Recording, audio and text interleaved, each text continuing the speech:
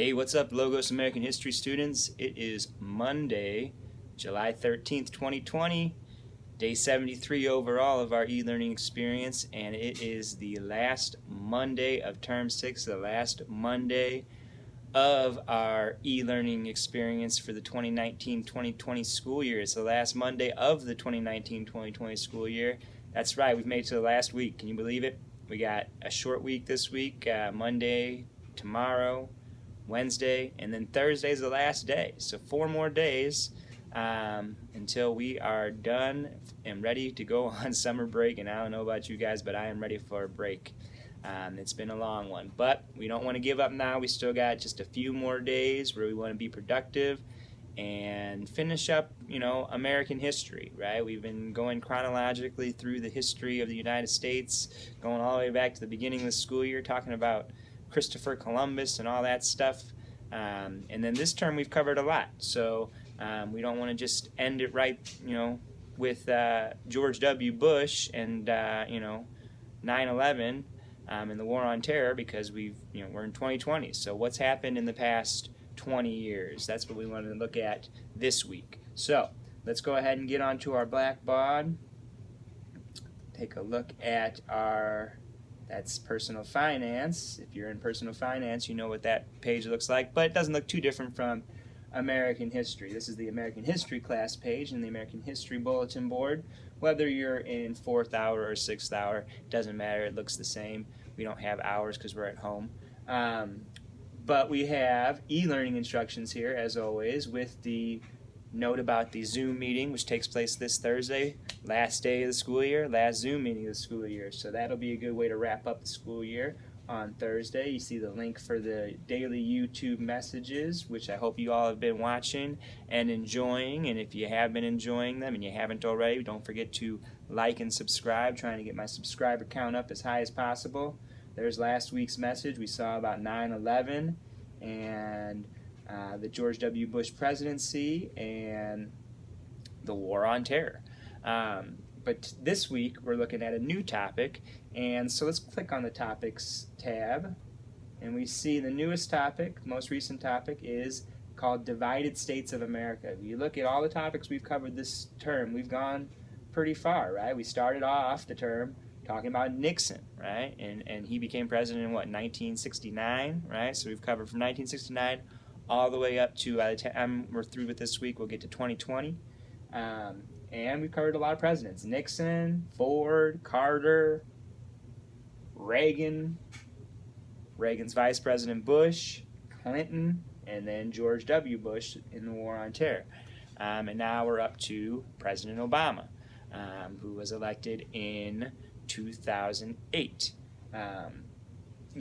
Leading up to that, we had the elections of 2000 and 2004, which were extremely close, right? The election of 2000, George W. Bush won the Electoral College vote, very narrow victory. He lost the overall popular vote, and he only won the Electoral College vote because he won the state of Florida by the narrowest of margins, less than 1%. If Al Gore, his opponent, would have won Florida in 2000, he would have been president. And then in 2004 is a very similar thing. George W. Bush did win the popular vote, but he almost lost the electoral vote. If he would have lost, if John Kerry, his opponent, would have gotten a few more thousand votes in Ohio, John Kerry would have won the election. And so we start seeing, this divide in America before President Obama, in the early 2000s, and we got basically half the country loves George W. Bush and everything that he's about, and half the country hates George W. Bush and everything that he's about.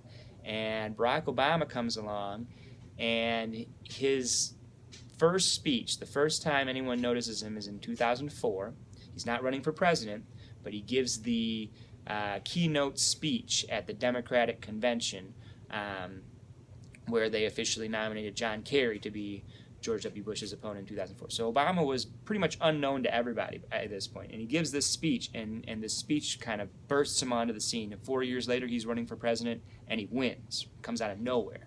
And the speech was all about, there is no red America and blue America. We're just the United States of America, and we need to come together, right? And, using his personal narrative to show how America is diverse and can still come together, right? He's the son of a white woman from Kansas and a black man from Kenya. And he was born in Hawaii. And to go from that to becoming president of the United States, he says, shows how great America is and how we can all unite. And that was the promise of Obama when he was elected. And what we're going to see is we just became more divided during the Obama presidency. And this is what we see all the time nowadays, right? We see division. We see fighting. We see a divided country. Increased social and political polarization dominating the second decade of the 21st century, right? We have not become more united. We've become more divided. And so that's kind of what we're looking at today with our question of the day. Let's take a look at our question of the day. It has to do with this documentary that we're going to be watching this week. And I know, documentary, boo, boo, boo. But hey, there's no reading. There's no questions to go along with the reading. We're just watching this documentary.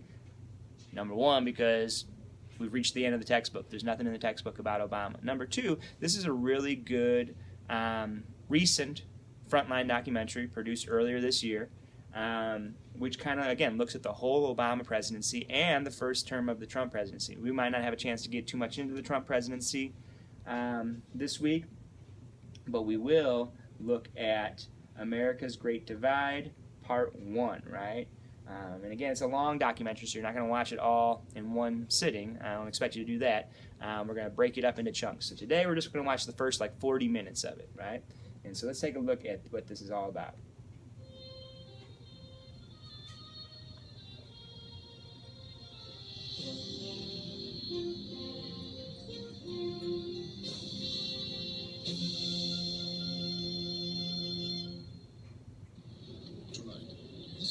Goes into 2020 as divided as it's ever been.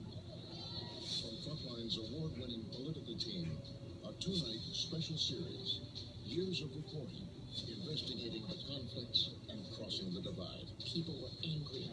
Day of outrage. Outrage machine. They're going to start storming the gates. Frontline begins its 2020 political coverage with the epic story of how we got here. The nation's first African-American. So yeah, Obama, again, he said that he intended to unite the country, and then he didn't, right? And then Trump comes along, and Trump exploits those divides. He's not trying to unite the country at all, right? He's trying to win for his side, right? And if you're not on his side, then you're not American. And that's kind of where we're at now, right? We have half the country not just, hates Obama, where half the country loves Obama, and half the country hates Trump, or half the country loves Trump. Now it's supporters of these two political points of view, right? Half the country thinks the other half hates America, right? And both sides feel that way. And can we get back from that? What are the consequences of that? What does the future hold where we have two Americas, essentially, right? And again, it's kind of a sad story when we look at how Obama started out, right? The promise of Obama was, we're going to end racism. We're going to have the first black president, and racism's just going to go away. And he's a new kind of politician who's going to be a uniter, not a divider. And none of this happened. None of this happened. Now, it was probably naive to believe that this could happen in the first place. But this is his first major political speech, right? And it was inspiring. And it led to him being elected president 4 years later. But then, as we'll see, the rest of what you're going to watch today, his first term as president did not go very well. He got Obamacare passed, but even that was ugly. It was an ugly fight, and the final result was not what was promised, right? Affordable health care for all. That's not what we got. And so, I'm going to let you watch that, but then I want you to look at the question of the day. So let's look at the question of the day.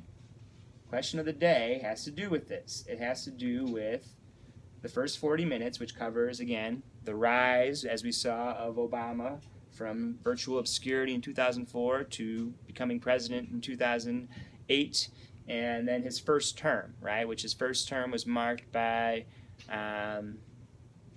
the major issue was the divide over the passage of the Affordable Care Act, which is known as Obamacare. So you've probably all heard of Obamacare. What is it? It is this idea that Obama had, and this promise that he made when he was running for president, that he would get a law passed that would make healthcare affordable, health insurance and healthcare affordable for everybody in America.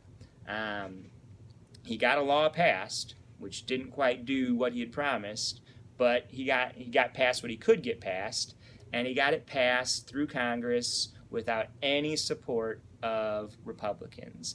And it wasn't just that Republicans and Republican politicians, but also people who are more conservative didn't support it, but they hated it. They hated Obamacare, and they hated Obama. And so that's the question. Do you think the Affordable Care Act, which did get passed, was overall a good thing for America or a bad thing for America, considering the bitter fight to get it passed and the results, right? There are a lot of good things that happened and are still in place as a result of the Affordable Care Act.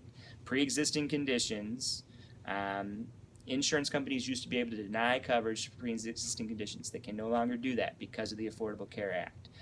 People could stay on their parents' insurance until they were, I think it was like 21, if they were in school. Now it's like 23, and that was because of the Affordable Care Act. So there's some good things that happened as a result of the Affordable Care Act, but was it worth it?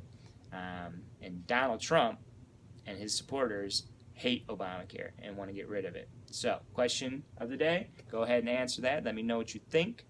And watch the video. Watch the first 40 minutes, and we'll pick up from there tomorrow. And as always, if you have any questions or concerns, let me know. Otherwise, let's have a great last week of the term. Peace.